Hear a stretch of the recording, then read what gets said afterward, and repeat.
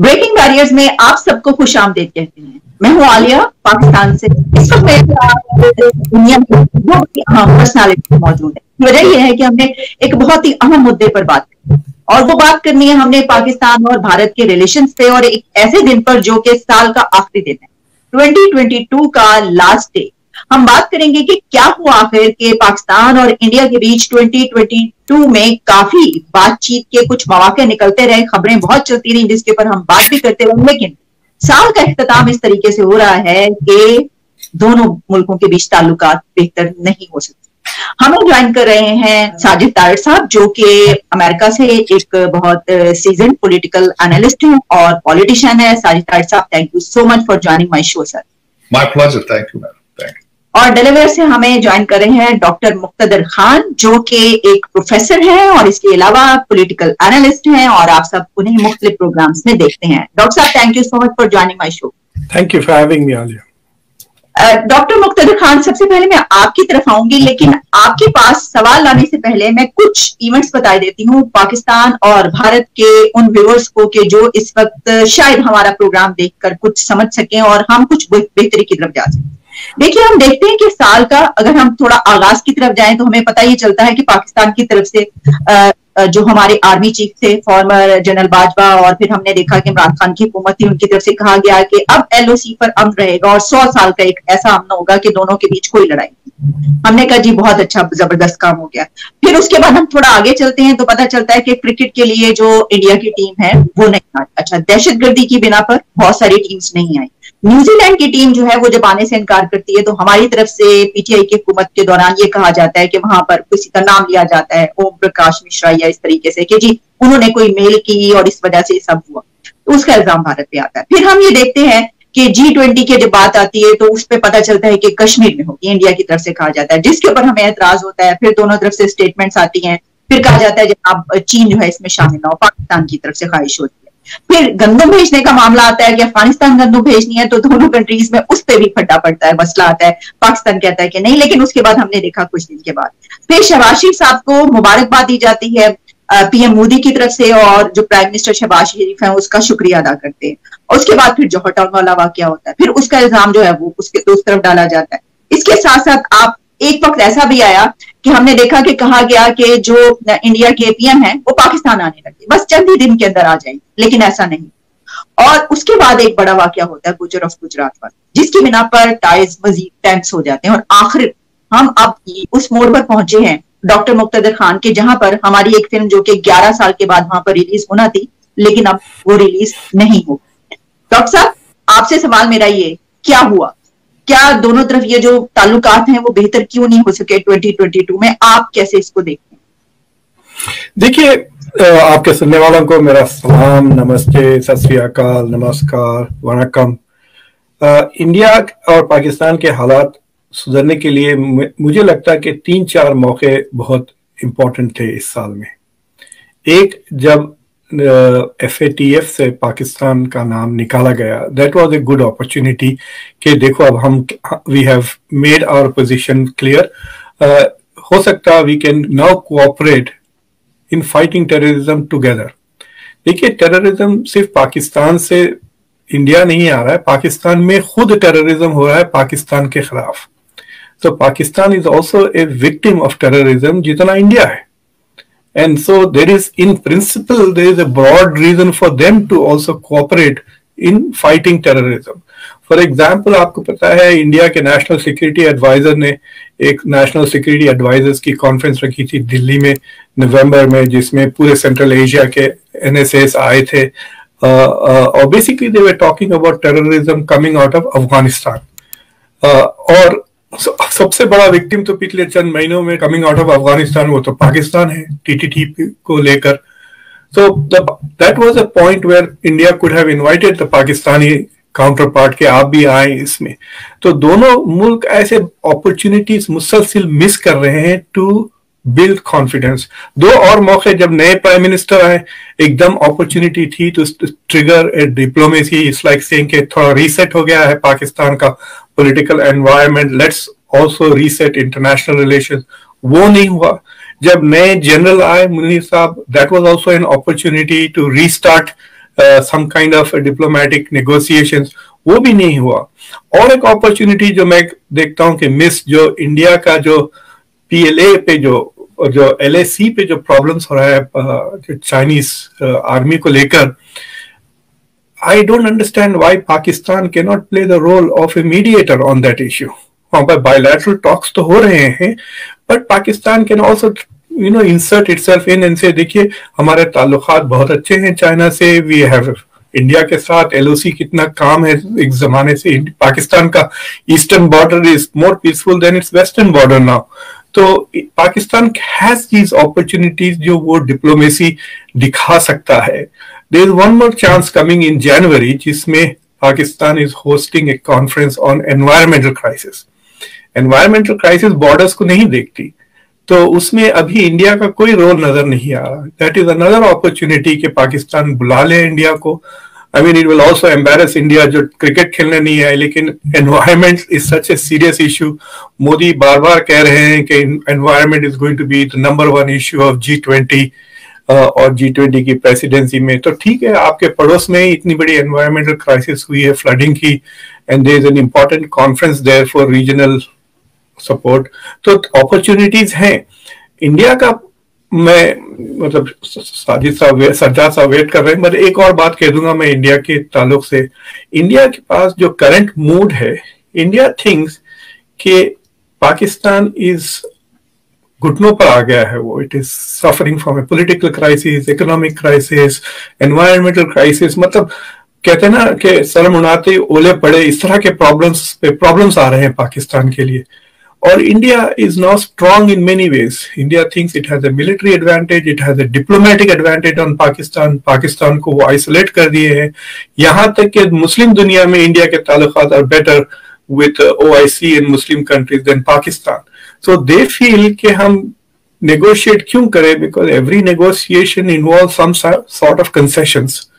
तो India is in a zero concession mode with Pakistan now. So उसके वजह से भी ये ताल्लुकात इम्प्रूव नहीं हो रहे। They want to see some kind of, I don't know whether they want to see कि पाकिस्तान ग्रोवल करे या पाकिस्तान थोड़ा ह्यूमिलिएट हो जाए, फिर उसके बाद दे विल मूव फॉरवर्ड। मतलब यही तो फर्क है ना मोदी और वाजपेयी में। वो भी तो बीजेपी की गवर्नमेंट थी जब Atal Bihari Vajpayee himself reached out, but यहाँ पे ये जेस्चर नहीं मिल रहा है।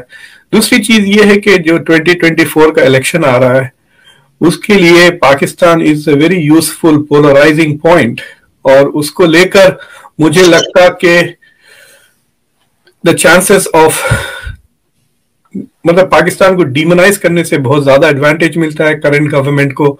सो reaching out and making peace with Pakistan 24 election तक भी मुझे ऐसा नहीं लगता कि India will make any concessions. But अगर पाकिस्तान इनिशिएटिव लेता है तो इंडिया के साथ बेहतर हो या ना हो, पाकिस्तान का इंटरनेशनल इमेज बेहतर हो सकता है। जी डॉक्टर साहब, आपने जो बातें की साजिद तार साहब, मैं एक सवाल तो मेरा वही है कि जो मैंने आपके इनके सामने रखा कि ये दोनों जो कंट्रीज हैं 2022 में काफी ऐसे पॉइंट्स आए कि जहां पर दोनों का अच्छे ताल्लुकात हो सकते थे, लेकिन इसको गंवा दिया।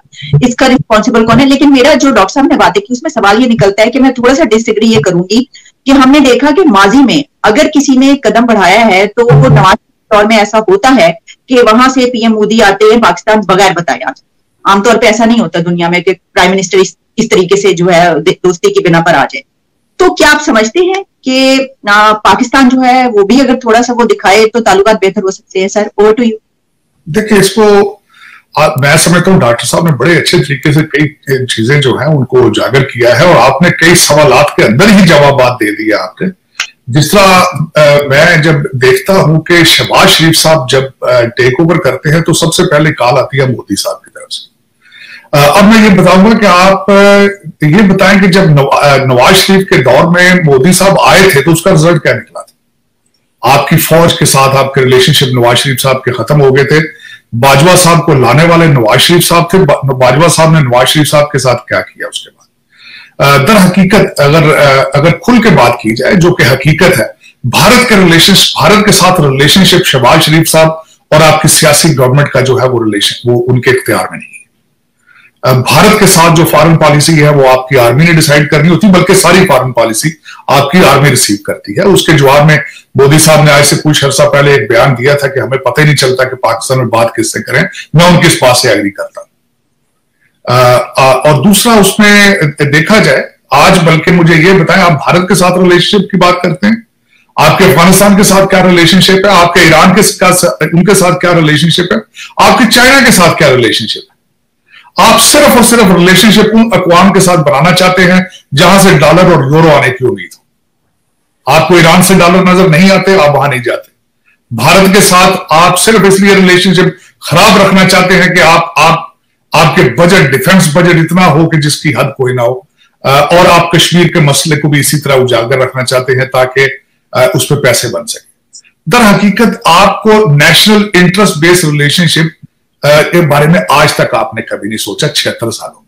अब सोचना पड़ेगा। इन 4 ममालिक जिनके साथ मैंने नाम लिया, अगर आप रिलेशनशिप बेहतर नहीं करेंगे, आप सर्वाइव नहीं कर पाएंगे। आज हम बात सर्वाइवल की कर रहे हैं, हम यहां हंसी खुशी की बातें नहीं कर रहे हैं। आपके पास इस वक्त टूटे फूटे से 5 बिलियन है, वो भी आपके अपने नहीं है।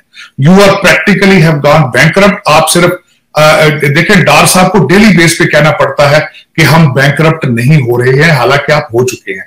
उनका दर हकीकत मतलब ये होता है कि हम भूख से मर जाएंगे लेकिन हम डिफॉल्ट नहीं कर रहे। वो कैसे कि यहां से टोयोटा भी भाग जाए, सुजुकी भी भाग जाए, यहां पे 20 किलो का थैला आटे का 2500 का हो जाए, लेकिन हम डिफॉल्ट नहीं कर रहे। आप ये ऐसी एक दूसरे को समझाने वाली बात है।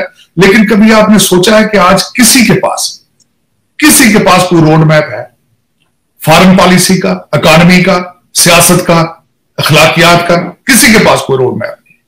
आज आप और मैं और डॉक्टर साहब बैठ के तो बात कर रहे हैं पाकिस्तान के बारे में, कोई टीवी एंकर चैनल को कर रहा है बात? ये नहीं कर रहा है। वहां पे क्या चल रहा है? तख्त लाहौर की बात हो रही है। 500 अरब रुपया था परवेज भाई के आने से पहले, आज वहां एक पैसा नहीं है हुकूमत पंजाब के पास। सूबा सरहद की हालत यह है कि वहां का चीफ मिनिस्टर और आपका गवर्नर हवाई जहाज की राइट्स के ऊपर लड़ रहे हैं, झगड़े हो रहे हैं उनके आपस में इस वक्त। दर हकीकत अगर देखी जाए तो मैंने पिछले भी कहा था, बिल्कुल वही हो रहा है जिस तरह हलाकू खान या चंगेज खान बगदाद जाने वाला था, तो जो बातें हो रही थी वहां लोकल कर रहे थे, वही बातें आप कर रहे हैं। अब उसमें डॉक्टर साहब ने तो खैर कहते हैं कि दरिया को कूजे में बंद कर दिया। उन्होंने कहा कि शायद भारत मोर ह्यूमिलिएट करके टेबल पे आना चाहता है, बल्कि देखिए they have right to do it. आपके पास मांगे तांगे के भी 5 बिलियन नहीं है, उनके पास 560 बिलियन है।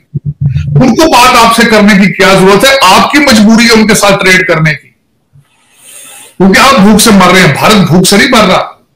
करप्शन, दर हकीकत मैं जाती तौर पे बिलीव करता हूं, करप्शन जो होती है is a part of human instinct. मैं जिस कंट्री में बैठा हूं वहां भी बहुत करप्शन है, लेकिन थोड़ा बहुत नेशनलिज्म होता है।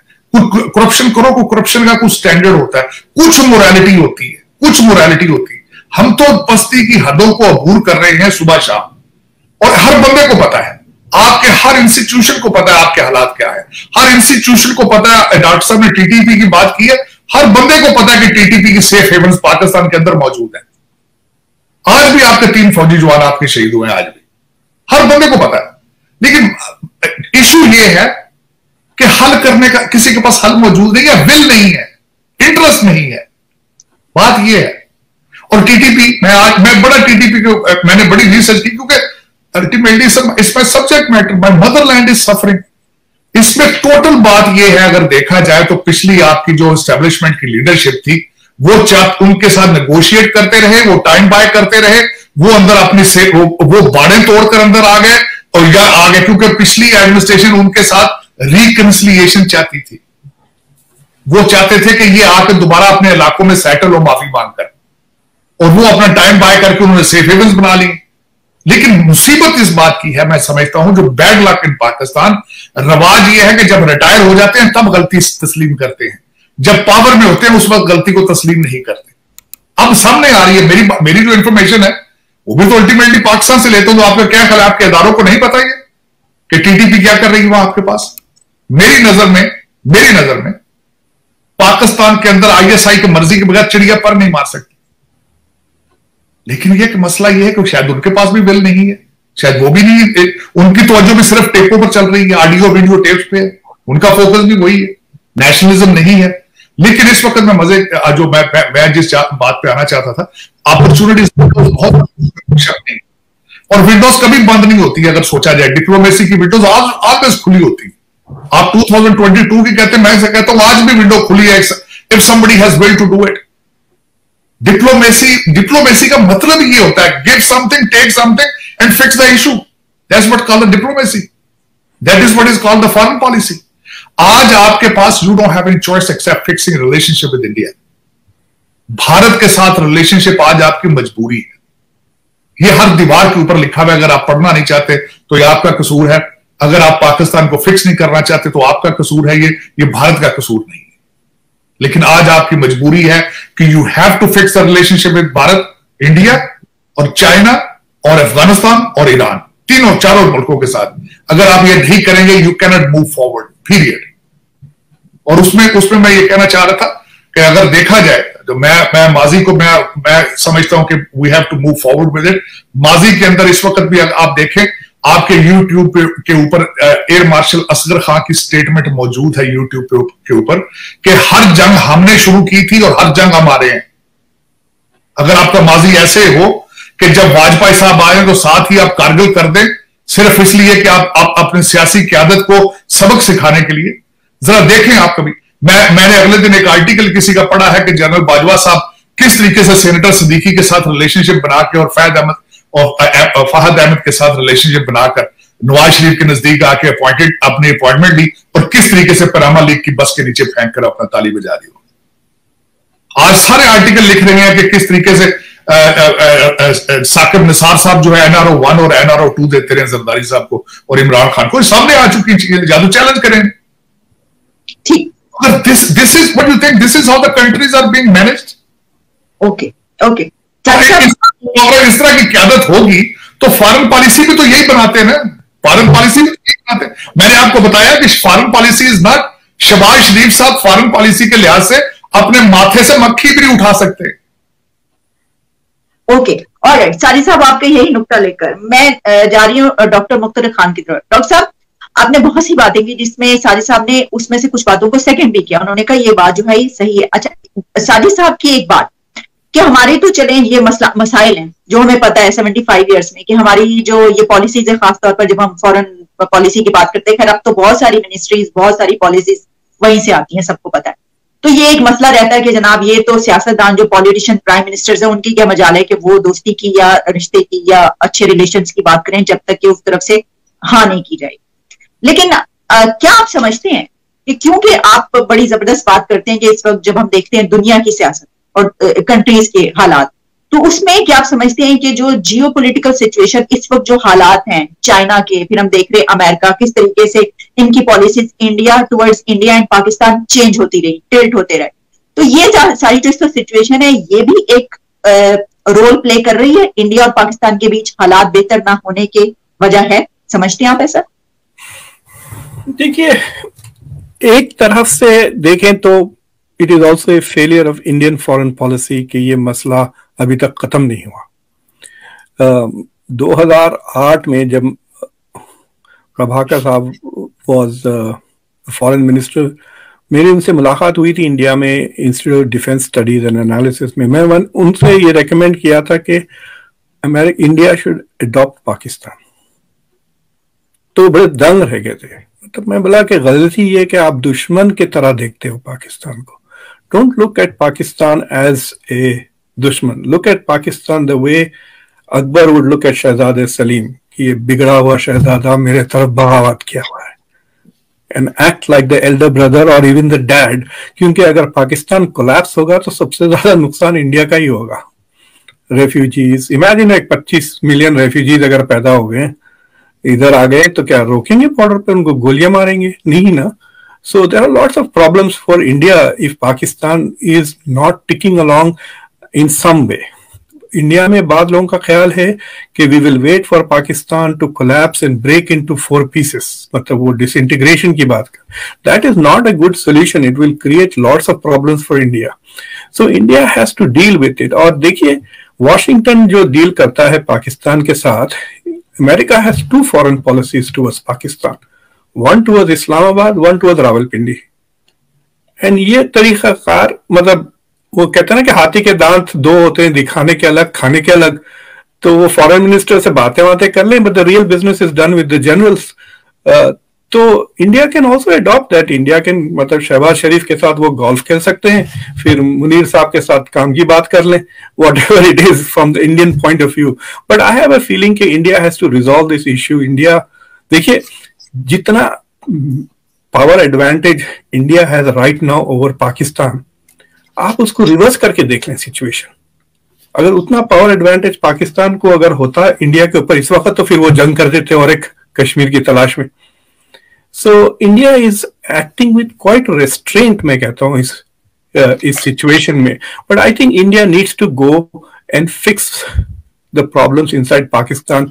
We can't wait to Pakistan to solve its own problems. It has shown an inability to solve the problems. Or they can start by helping Pakistan on the economic front. अभी $3.6 billion का credit दे दिया है श्रीलंका को। This is the time. Public opinion India के favour में वैसे ही रहता है पाकिस्तान में। Pakistan is like Iran. Government America के खिलाफ, पब्लिक प्रो अमेरिका। पाकिस्तान में भी वैसे ही है, आर्मी और सरकार इंडिया के खिलाफ, लेकिन आई हैव ए फीलिंग कि पब्लिक ओपिनियन पोलिंग ले तो बहुत ही प्रो इंडिया क्राउड मिल जाएगा आपको पास। India should step up and, मतलब they have to have a paradigm shift. या तो पाकिस्तान में पैराडाइम शिफ्ट हो या इंडिया में पैराडाइम शिफ्ट हो, वरना they are moving towards a slow collision. और एक कोलिजन की तरफ भी, इट्स लाइक सेइंग, वो चिकन कहते हैं ना, दो गाड़ियां, तो दो गाड़ियां एक तरफ से आ रहे हैं, लेकिन एक गाड़ी के पहिए निकल जा रहे हैं। So one car is disintegrating on the way to the collision. तो ये कार सोच रही है जरा स्लो हो जाए ताकि वो आने से पहले वो डिसइंटीग्रेट हो जाए तो बेहतर है। That is the mood in India. So I have a feeling कि India needs to show bold, और ये मेरे ख्याल से नरेंद्र मोदी ही कर सकते हैं। जिस तरह से कहते हैं ना कि Nixon is the only president who could have gone to China. तो I think, देखिए, अगर राहुल गांधी पीस बढ़ाते हैं, एक्सेप्ट नहीं करेंगे, लेकिन अगर मोदी, लेट्स से कि 24 का इलेक्शन मोदी जीत जाते हैं and he goes down and sits in, सारे मसले आज में हल करे बगैर नहीं जाता, India will accept the solutions that Modi will accept, but he is not interested. ये लोग इंटरेस्टेड ही नहीं है। दे आर थिंकिंग कि दिस इज, हम पाकिस्तान की क्यों बात कर रहे हैं, हम तो अमेरिका के साथ हैंग आउट कर रहे हैं क्वाड में, we are hanging out with the big guys, why should we talk about this, ये महल्ले के छिछोरे। That's the attitude now. कि why should we waste? वो खुद ही अपने लिए दुश्मन है। वो मेजर गौरव आर्या कह रहे थे कि let's support पाकिस्तान कि Imran Khan, he is the biggest threat to Pakistan. India के सबसे बड़े एलाई इमरान खान है, वो हर चीज को डिस्ट्रॉय कर रहे हैं पाकिस्तान में, जो पाकिस्तान को स्ट्रेंथ देती है। मिलिट्री के पीछे पड़ गए, इंस्टीट्यूशंस के पीछे पड़ गए, कोर्ट्स के पीछे पड़ गए। So I have a feeling के there has to be a paradigm change, या इंडिया में हो या पाकिस्तान में हो, वरना द सिचुएशन, और Indians also have to realise कि Pakistan collapse is not going to be good for India. ये बात वो मिस कर रहे हैं, बाकी they seem to be pretty much in command. Sajid Tariq साहब, डॉक्टर साहब ने जो बात की गली के छिछोरे, सर क्या हम अगर इंडिया की तरफ से कोई ऑफर आती है या हाथ बढ़ाया जाता है, या जिस तरह जो बातें, बहुत बड़ी बातें उन्होंने की हैं इस वक्त, बहुत ही समझदारी की, उसमें से कोई स्टेप अगर लिया जाता है तो पाकिस्तान उसको एक्सेप्ट कर लेगा? क्या आप समझते हैं कि हमारा है ऐसा माइंडसेट कि हम कहेंगे हाँ ठीक है? देखिए, दो चीजें उसमें, एक्सेप्ट करेगा या क्या करना चाहिए, ये दो क्वेश्चन। यहां पे मैं मॉडल बताना चाहता हूं। मॉडल पहले मौजूद है। भारत और चाइना के रिलेशनशिप आप देखें कि लाइन ऑफ कंट्रोल के ऊपर किस तरीके से एक दूसरे के साथ वो थप्पड़ मार रहे हैं, एक दूसरे डंडे मार रहे हैं, लेकिन ट्रेड उनका चल रहा है। मॉडल तो है, लेकिन हकीकत यह है कि भारत कई दफा करता भी है, लेकिन फौरन हमारे जो मिस्टर हैंडसम है वो फौरन अपनी पॉलिटिकल इक्विटी की तरफ जाना शुरू हो जाते हैं। मैं छोटी सी मिसाल ये देना चाहता हूं कि इस वक्त आपकी एस्टेब्लिशमेंट चाहती है भारत के साथ रिलेशनशिप ठीक करना। Bajwa doctorate it was based on के भारत के साथ रिलेशनशिप ठीक किए जाए। बाजवा साहब ने बॉर्डर के ऊपर करतारपुर कॉरिडोर बनाकर प्रूव किया कि we are interested in relationship with them. लेकिन अब दूसरा मसला उसमें यह है कि भारत एक इतना बड़ा कंट्री है, वहां हर वक्त कोई ना कोई इलेक्शन चल रहा होता है, और उस इलेक्शन के अंदर पाकिस्तान मॉनिटरिंग उनको चाहिए होती है, ये उनका पॉलिटिकल स्लोगन है। Anti Muslim, anti Pakistan, anti Kashmir, इसी बेस पे तो वोट लेते हैं वो। अब देखें 2024 के बाद अगर मोदी साहब इलेक्शन जीतते हैं, लेकिन इलेक्शन से पहले उनको बहुत ज्यादा बहुत चीजें, बहुत बड़ा गुस्सा उगलना पड़ेगा पाकिस्तान के खिलाफ जीतने के लिए। उनको मोमेंटम एक कायम करना पड़ेगा। मैं छोटी सी मिसाल देना चाहता हूं। अगले दिन गुजरात के अंदर इलेक्शन हुए, मुझे अफसोस हुआ है, मोदी साहब का कद काट बहुत बड़ा मेरी नजर में, लेकिन उनको फिर वो आपको मुसलमानों के खिलाफ स्टेटमेंटें देनी पड़ी कि देखें कि हमने इनको सबक सिखाया था। उसके बाद उनका जो सेकंड इन कमांड है उसने, उन्होंने भी, अमित शाह, उनको भी स्टेटमेंटें देनी पड़ी कि देखें जी हमने इनको कितना सबक सिखाया था, अब ये हिल भी नहीं सकते। तो जब ये आपकी पॉलिटिकल स्ट्रेटजी हो तो फिर इस तरह आप किस तरह आगे चलेंगे? मैं मानता हूं मोदी साहब के पास बहुत ज्यादा पॉलिटिकल इक्विटी है, बल्कि मैं इसको आजकल मैं तो पॉलिटिकल साइंटिस्ट हूं। मैं कंट्रोल्ड डेमोक्रेसी का सबसे बड़ा मॉडल तो भारत के अंदर है, कंट्रोल्ड डेमोक्रेसी। क्योंकि वो देखिए हर चीज को, जिस तरह पाकिस्तान में फौज मैनेज कर रही है, वहां इस वक्त एक पार्टी है उसको मैनेज कर रही है। अपोजिशन, यहां पे ये नहीं देखा जा रहा कि जमहूरियत के अंदर एक हेल्दी अपोजिशन के बगैर जमहूरियत कैनॉट ग्रो इन देयर। और इस अपोजिशन इस तरह कर दी नॉन एग्जिस्टेंस, या तो वो उठा लिए जाते हैं, पैसे दे दिए जाते हैं, हर चीज को मैनेज किया जाता है। एनडीटीवी की मिसाल देख लें आप, एक ही टीवी चैनल बोलता था, वो उसको खरीद लिया गया, हालांकि वो लॉस में जा रहा है, पैसे भी नहीं बढ़ रहे।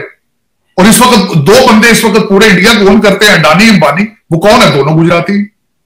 वहां पे सीएस जितने उनके आईसीएस अफसर मोदी साहब के आसपास फिर हैं, सारे गुजराती। तो इसको क्या है? ये कंट्रोल्ड डेमोक्रेसी है। अब इससे आगे चलना चाहूंगा, मैं थोड़ा सा ये भी बताना चाहूंगा कि डॉक्टर जयशंकर साहब आए यहां पे, मैं उनको बड़ा क्लोजली वॉच करता हूं। उनका भी बहुत बड़ा कद काट है, बहुत बड़ा कद काट। जब भारत के अंदर बात करते हैं, कहते हैं पाकिस्तान का नाम नहीं लेना, इसका नाम लेने से हम छोटे हो जाते हैं। मैं एग्री करता हूं, आप वाकई बहुत बड़े हैं, you are the king of internet. यहां पे आपकी 300 अपॉइंटमेंट है व्हाइट हाउस के अंदर, पॉलिसी रिलेटेड। आप हमारा बाइडेन साहब का स्पीच राइटर इस भारतीय निजात, इंडियन अमेरिकन। अगर आप इतने बड़े हैं तो आप जब यूनाइटेड नेशंस में आए तो आप मुंबई की एक नर्स साथ लेकर आए हैं और उसको कहा कि आप पाकिस्तान के खिलाफ बोलो, और फिर बार बार आपने उसामा बिन लादेन का नाम लिया। मुझे ले आप, मैं ठीक है ले आप, लेकिन जब किसी को पत्थर मारेंगे तो रिटर्न में पत्थर ही आएगा ना, वहां से आपको तारीफें तो नहीं आएंगी, फूल तो नहीं आएंगे। अब मैं उसकी एक दूसरी से मिसाल देना चाहता हूं। डॉक्टर जयशंकर साहब से मैं एक्सपेक्ट क्या कर रहा था, जब गाड़ी चलाई जाती है तो फ्रंट स्क्रीन पे देखते हैं, विंडो में देखते हैं, आप पिछले मिरर को देख के गाड़ी नहीं चला सकते। मैं एक्सपेक्ट ये कर रहा था, जब आप G20 के प्रेसिडेंट बन चुके, चेयरमैनशिप है आपके पास, आप एक सुपर पावर की कैंडिडेसी है, आप सिक्योरिटी काउंसिल की परमानेंट सीट लेना चाहते हैं, आप अमेरिका को कदमों में जलील कर रहे हैं, आप जब दिल चाहता है जहां मर्जी रशिया से तेल ले लेते हैं, आप लेते हैं रशिया से S-400, अमेरिका आपके सामने बोलता भी नहीं है, आप इतने बड़े हैं। लेकिन आपको चाहिए, और बायलैटरलिज्म की बात करते हैं, आपको चाहिए था कि उस पूरे रीजन की पीस की बात करते, आप वहां पे रोड मैप देते कि this is a road map we want to offer to Pakistan, how to move forward. वो बच्चा छोटा सा, उसने कहा बिल्कुल ठीक है कि बायलैटरलिज्म को प्रमोट करते हो तो बताओ ना हमारे साथ बात किस तरह करनी है। लेकिन उसमें जयशंकर साहब ने पाकिस्तान को सोल्यूशन नहीं दिया, उन्होंने उसामा बिन लादेन को सामने लाके खड़ा कर दिया।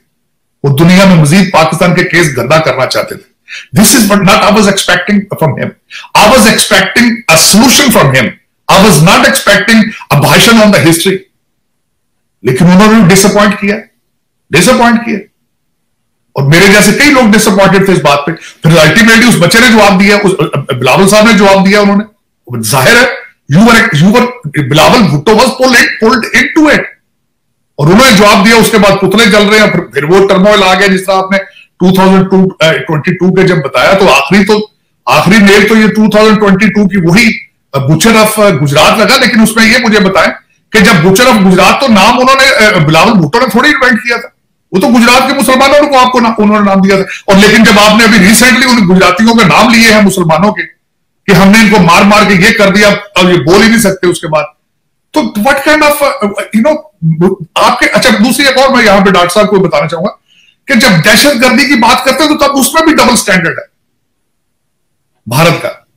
वो जब दूसरे मुमालिक के साथ, वो जिस तरह पाकिस्तान पहले खेलता था अच्छे तालिबान बुरे तालिबान, आज वो तालिबान के साथ रिलेशनशिप भी चाहते हैं, भारत उनको गंदम भी भेज रहा है।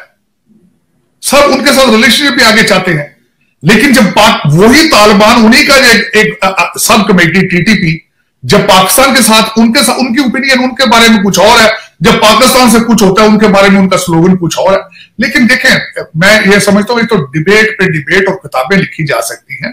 We need to move forward, we have to come up with the solution कि सोल्यूशन इसका क्या है, इससे हम आगे किस तरह चलेंगे अगले 2023, what that is going to bring to that region, that is the issue, that is what I want to listen from Dr. साहब। डॉक्टर साहब ने इतनी अच्छी बातें की है। I'm already a huge fan of him. He is, matter of fact, he should write a book on India-Pakistan relationship. Same here, sir. I am a huge fan of both of you. Doctor Muqtedar Khan, आखिरी सवाल आपसे, और सिर्फ one point agenda, एक ऐसा point. ये सब बातें मैं ये नहीं चाहती कि हम जो गिले शिकवे 2020 पूरा साल चलते रहे एक दूसरे की तरफ से, हम उसी पे रहे। एक पॉइंट बता दें कि जो आप समझते हैं जिसकी बिना पर पाकिस्तान और इंडिया एक दूसरे के साथ ताल्लुकात बेहतर हो सकते हैं। देखिए, देयर आर दो अपॉर्चुनिटीज हैं जिसके बेसिस पे they can keep security issues aside and talk. एक, एनवायरमेंटल क्राइसिस जो पाकिस्तान में हो रही है, मतलब इट इज ट्रेजेडी। इतने सारे लोग, मिलियंस ऑफ लोग पर असर हुआ है, एंड उसका रैमिफिकेशंस आपके साथ नेक्स्ट ईयर की इकोनॉमी पे भी रहेगा। वो द फैक्ट कि पाकिस्तान में people are not talking about it doesn't mean कि it was not a major shock. That's one. दूसरी चीज ये है कि India is now becoming the pharmacy of the world. Health, environment और ट्रेड पे तवज्जो दिए। साजिद साहब ने बहुत जबरदस्त बात बोली। आपको पता है, इंडिया और Pakistan, China is the second biggest trading partner of India. 2022 में they have reached I think $100 billion in trade दोनों की तरफ से। और इनफैक्ट चाइना से जो इंपोर्ट्स आ रहे हैं इंडिया को, वो बढ़े हैं इस साल 2022 में। So in spite of having two clashes 2020 में और अभी भी इंडिया का और चाइना का ट्रेड चल रहा है। So why can't we have the trade with Pakistan while they are having this नोक जोक। मुशर्रफ साहब ने एक बार उनसे एक डायलॉग में यहाँ पर वॉशिंगटन में बातचीत हुई थी, तो उन्होंने कहा कि हमारे इंडिया के साथ 4 जंगें हुई हैं, उसके बावजूद we tend to have diplomatic relations with India. लेकिन पाकिस्तान, इजराइल के साथ एक भी जंग नहीं हुई, but we don't have any diplomatic relations. एक अजीब सी और सी चीज है ना। तो उस तरह से भी इंडिया के साथ डिप्लोमेटिक रिलेशंस हैं बट ट्रेड रिलेशंस नहीं है आपके। I don't understand this. आपको पता है, टेक्स्ट बुक्स को ही ले लें आप, सिर्फ अगर India decides to just donate textbooks to Pakistan, it will transform the two relationships. Science के टेक्स्ट, हिस्ट्री पे तो डिफरेंसेस आ जाएंगे, लेकिन खाली साइंस के एजुकेशन, स्टेम एजुकेशन में अगर Pakistan reaches out to India, India needs to act like big brother. इसमें I need to say it is not, India doesn't have good relations with many countries. अभी बांग्लादेश के साथ भी देख लें, बॉर्डर इश्यूज तो रिजॉल्व हो गए इंडिया के, बट चाइना से compete कर रहा है India for Bangladesh. It should not. इसलिए India is able to help Sri, लेकिन वहां पे भी वो पोर्ट बना रखा है China. So India can not become a global player until it becomes the dominant player in its region. And it cannot become a dominant player in its region until it has Pakistan on its side. Jaishankar साहब ने एक बहुत अच्छी बात बोली थी कि this can't be an Asian century without India and China being on the same page. अगर इंडिया चाइना एक दूसरे के खिलाफ रहेंगे तो ये एशियन सेंचुरी नहीं बनेगी।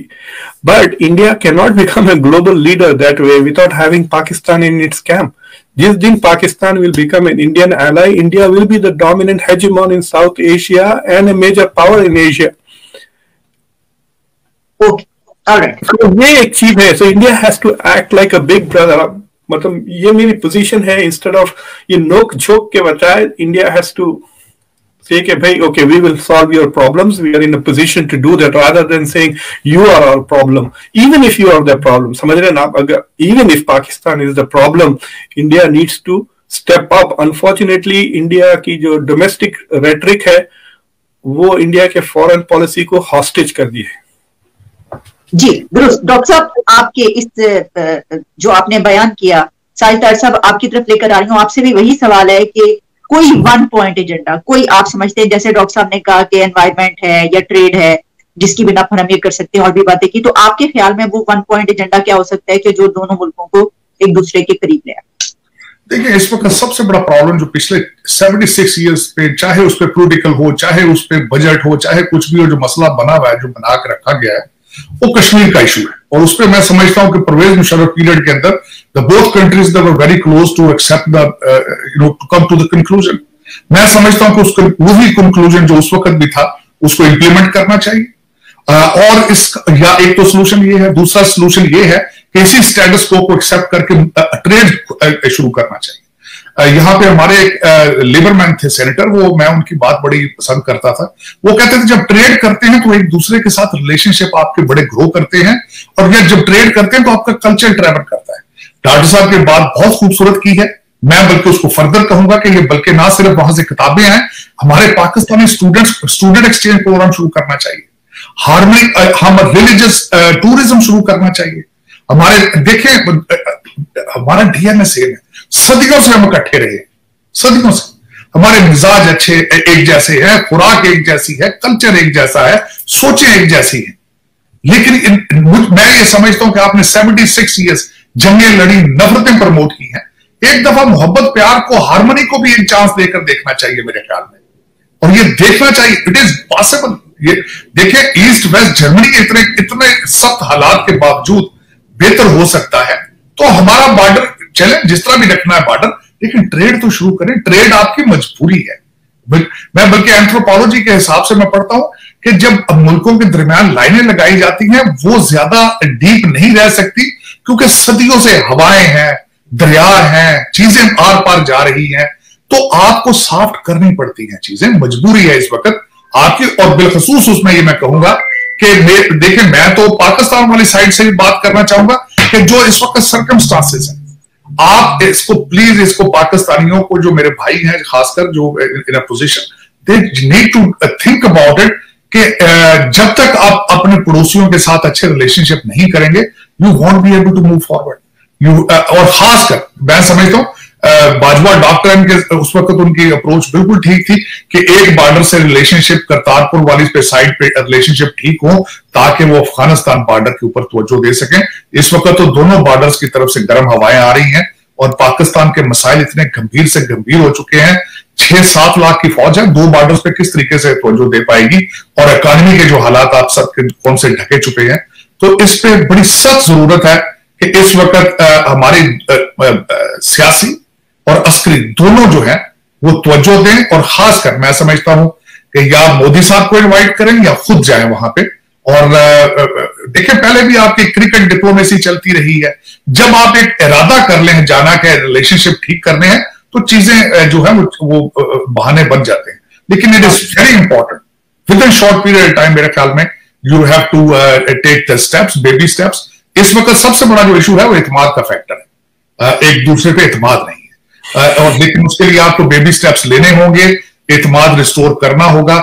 उस पर एक स्टेप लिया था शहबाज शरीफ साहब ने, ट्रेड मिनिस्टर को भेजा था हाई कमीशन न्यू दिल्ली में, लेकिन I think he has to take the another baby step towards something, और Bharat has to step up at the same time के। और जिस तरह डॉक्टर साहब ने तो खैर बहुत ही माशाल्लाह, मैं समझता हूँ डॉक्टर साहब इंटेलेक्चुअल के पाकिस्तान को they have to adopt as a younger brother, no question about it. दोनों साइडों से जब तक नहीं होगा, ये ताली हमेशा 2 हाथों से बजती है।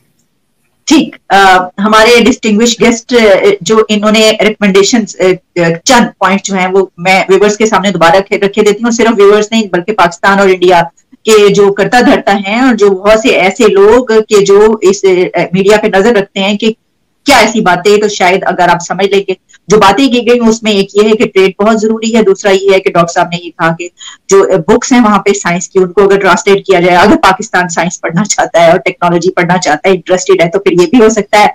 फिर बात ये की गई कि भारत बड़ा भाई है, उसको बड़े भाई की तरीके से बिहेव करना चाहिए। फिर ये बात की गई कि पाकिस्तान को भी थोड़ी सी जरा जो डिटाई की एक सिचुएशन होती है उससे थोड़ा सा निकल कर आगे सोचना चाहिए, और खासतौर पर जो इस तरह के फैसले हैं वो सियासी होने चाहिए और सियासतदानों को करने चाहिए।